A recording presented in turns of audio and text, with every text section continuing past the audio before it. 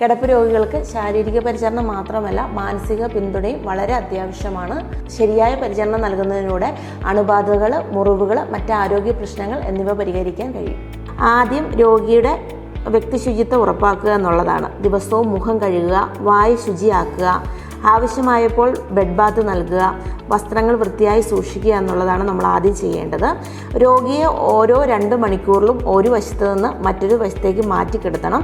ഇങ്ങനെ നമ്മൾ ചെയ്യുന്നത് കൊണ്ട് പ്രഷർ സോറുകൾ അഥവാ ബെഡ് സോറുകൾ ഉണ്ടാകുന്നതിനെ തടയുവാൻ നമുക്ക് സാധിക്കും. അങ്ങനെ നമ്മൾ മാറ്റിക്കിടത്തുന്ന സമയത്ത് തന്നെ മൈൽഡായിട്ടുള്ള മോയ്സ്ചറൈസർ വെച്ചിട്ട് നമ്മൾ ചെറുതായിട്ട് മസാജ് ചെയ്ത് കൊടുക്കുകയും കൂടെ ചെയ്യുക.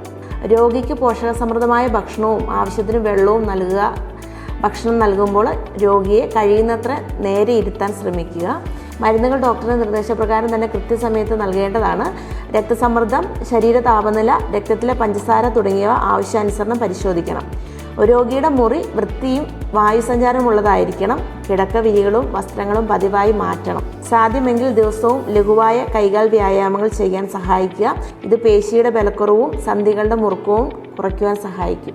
പിന്നെ വളരെ ഇമ്പോർട്ടൻ്റ് ആയിട്ടുള്ള മറ്റൊരു കാര്യം, രോഗിയോട് സംസാരിക്കുകയും അവരുടെ ആവശ്യങ്ങൾ ശ്രദ്ധിക്കുകയും ചെയ്യുക. സ്നേഹവും കരുതലും നിറഞ്ഞ സമീപനം രോഗിയുടെ മാനസിക ആരോഗ്യം മെച്ചപ്പെടുത്തും.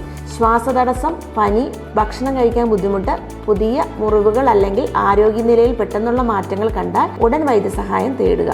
ശരിയായ പരിചരണവും ശ്രദ്ധയും നൽകിയാൽ കിടപ്പ് രോഗികളുടെ ജീവിത നിലവാരം മെച്ചപ്പെടുത്തുവാൻ കഴിയും. വയോജന പരിപാലനവുമായി ബന്ധപ്പെട്ട പുതിയ അറിവുകൾക്കായി ഈ ചാനൽ ഒന്ന് സബ്സ്ക്രൈബ് ചെയ്യുക, ഫോളോ ചെയ്യുക.